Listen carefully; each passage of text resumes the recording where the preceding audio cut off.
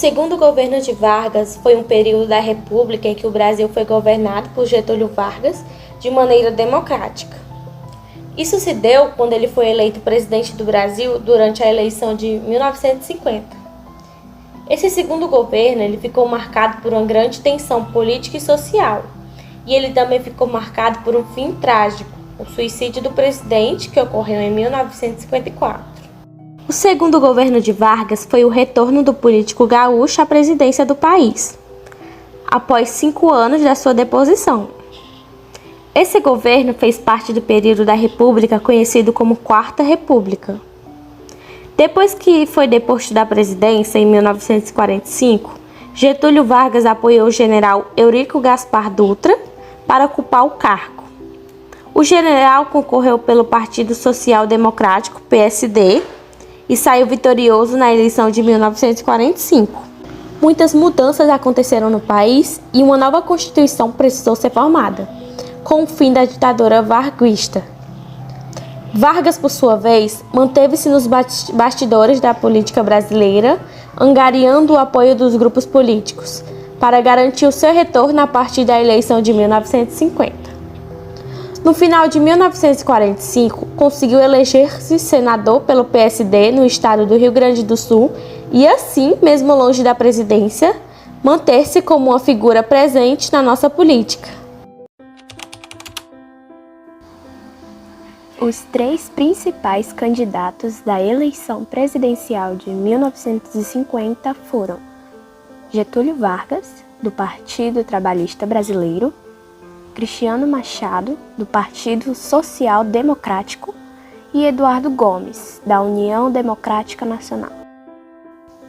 Durante os anos do governo Dutra, a estratégia adotada por Vargas foi a de apagar a imagem de ditador construída durante o Estado Novo.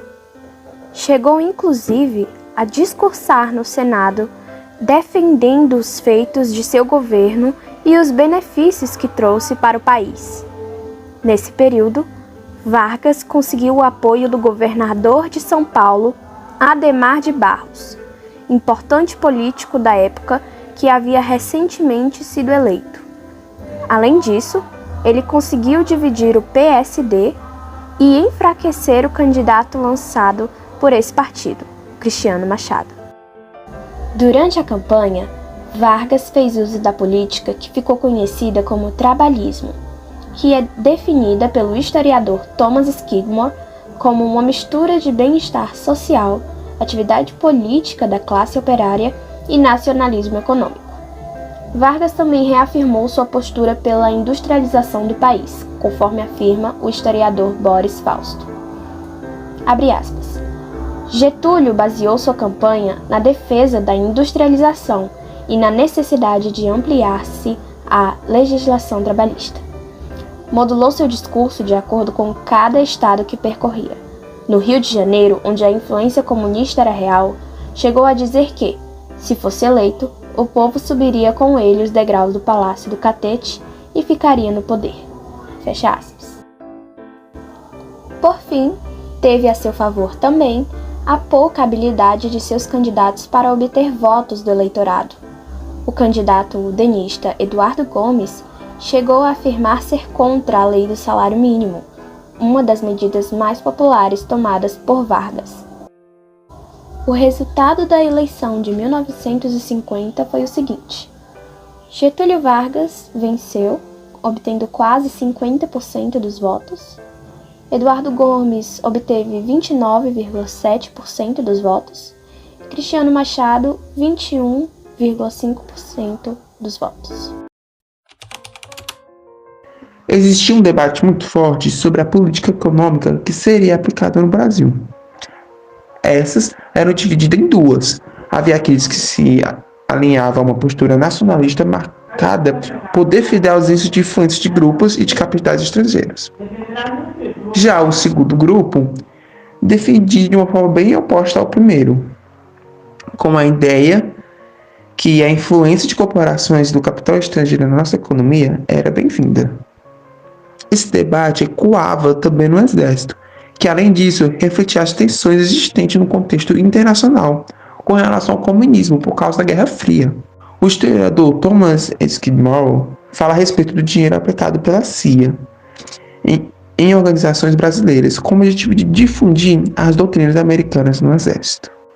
Um dos projetos dentro dessa proposta envolveu a criação de estatais para promover a exploração de recursos chaves, como o petróleo.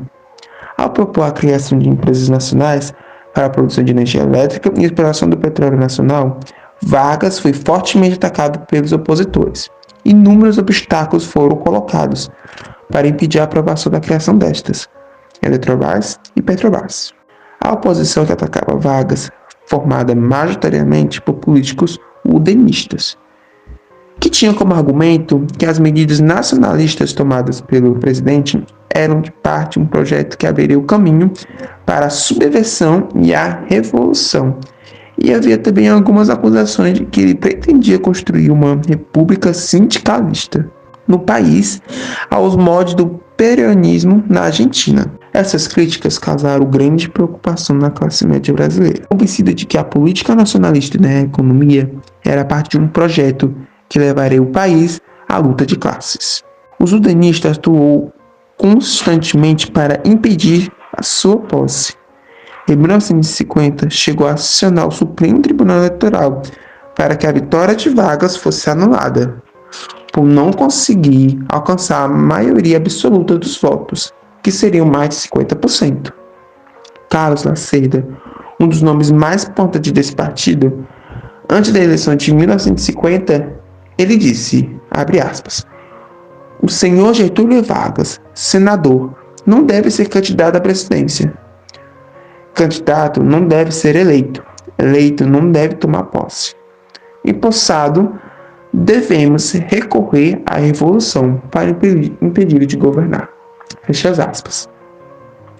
A imprensa teve um papel destacado na destabilização do governo de Vargas, sobretudo jornais como o Globo e Estado de São Paulo. Os ataques da imprensa ao governo ganharam força a partir de 1953, depois de estourar um escândalo que o acusou de um jornal chamado Última Hora de receber recursos do governo. A crise política e os ataques promovidos pelos udenistas criaram um clima de insegurança e difundiram a insatisfação da população. A inflação era um grande problema para o governo, pois reforçava a tensão existente. Antes de mais nada, é importante pontuar que o salário mínimo não era reajustado no país desde 1953. E quanto mais a inflação crescia, mais o custo de vida aumentava e mais poder de compra o trabalhador perdia. Em dezembro de 1951, houve um pequeno aumento do salário que não conteve a insatisfação popular. A Organização dos Trabalhadores levou à realização de maiores greves da história do Brasil, a greve dos 300 mil. Essa aconteceu durante março de 1953 e mobilizou trabalhadores de diferentes categorias. Poucos dias antes da greve, uma passeata formada por 60 mil trabalhadores aconteceu em São Paulo. Esses acontecimentos levaram Vargas a perceber que era necessário reforçar as ações na direção de manter apoio do operário urbano, o grupo mais importante para sua estratégia política. Assim, resolveu nomear Oswaldo Aranha para o Ministério da Fazenda e o João Goulart para o Ministério do Trabalho. A nomeação de João Goulart visa aproximar os servidores públicos, já que Goulart é um quadro do PTB que tem boa comunicação com as lideranças sindicais. A nomeação de João Goulart para o cargo surpreendeu a classe média e alimentou críticas à extrema-direita, com o argumento de que Vargas estava construindo uma república dita unionista nos moldes peronistas que condena. Durante o período em que esteve como secretário do Trabalho, a proposta de Jango de aumentar o salário mínimo em 100% explodiu como uma bomba no lado da oposição. A UDN, a imprensa e os militares criticaram fortemente a proposta do governo. A pressão de Vargas o levou a demitir Jango do Ministério do Trabalho. A insatisfação do exército com o aumento do salário mínimo encontrava justificativa no fato de que os soldados eram baixos e tinham forte teor elitista.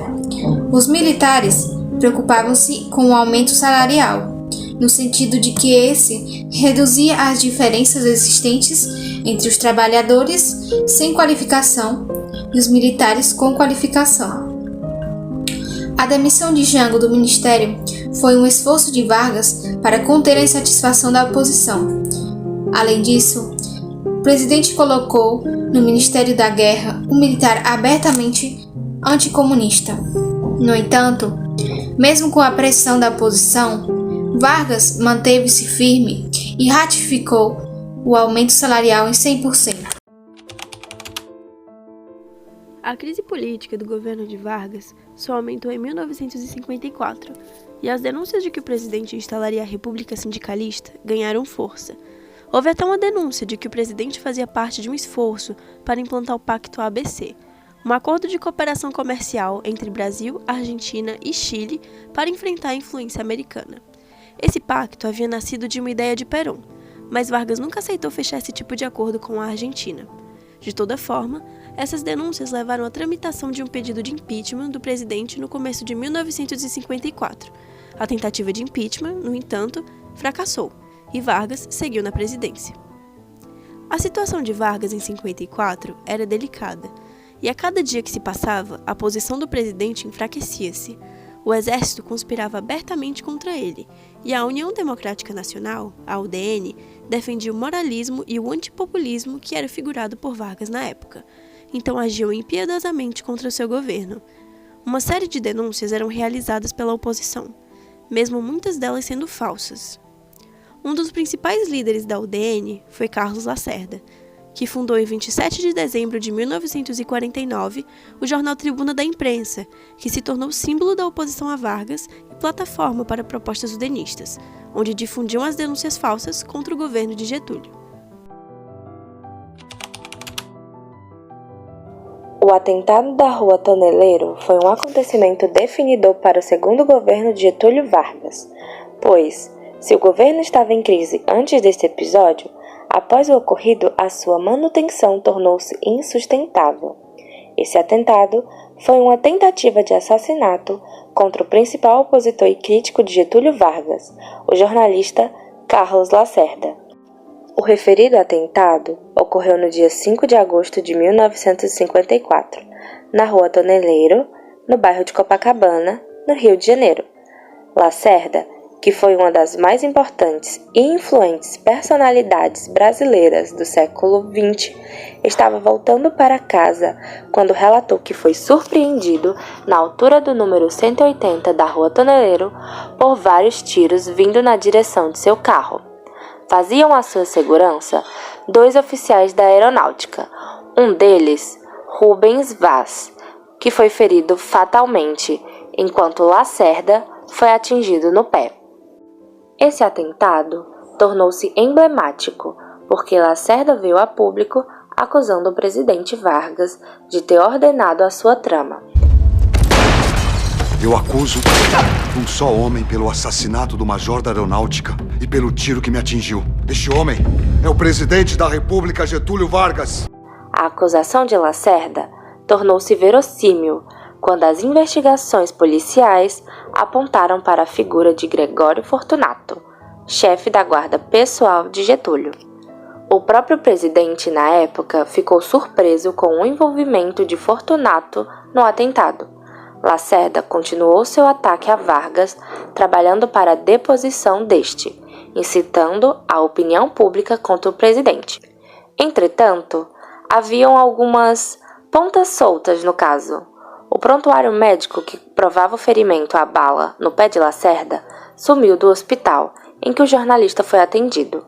Ao mesmo tempo, 2 homens ligados à guarda pessoal de Vargas, Gregório e Alcino, ambos subordinados a Fortunato, foram identificados pela polícia como participantes do atentado. O fato é que se surgiu a esses desdobramentos uma enorme pressão dos opositores civis de Vargas, sobretudo dos membros da UDN, a qual Lacerda era filiado, e das Forças Armadas, em especial os brigadeiros, liderados por Eduardo Gomes, para que Vargas renunciasse ao cargo de presidente. Em 24 de agosto, depois de anunciar ao seu vice, Café Filho, que renunciaria ao cargo, Vargas dá outro rumo à história.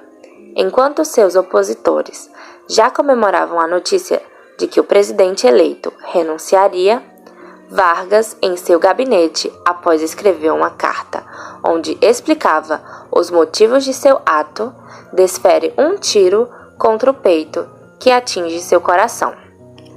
Ele, que já havia dito anteriormente que não sairia do Palácio do Catete vivo, às 8h35 da manhã, cumpre sua promessa de sair da vida para entrar na história. As rádios passaram a anunciar a morte de Vargas e a lerem a carta-testamento, constantemente insuflando na população um desejo de vingança pela morte do pai do povo, como era conhecido, contra aqueles que provocaram o ato, entre aspas, heróico de Vargas.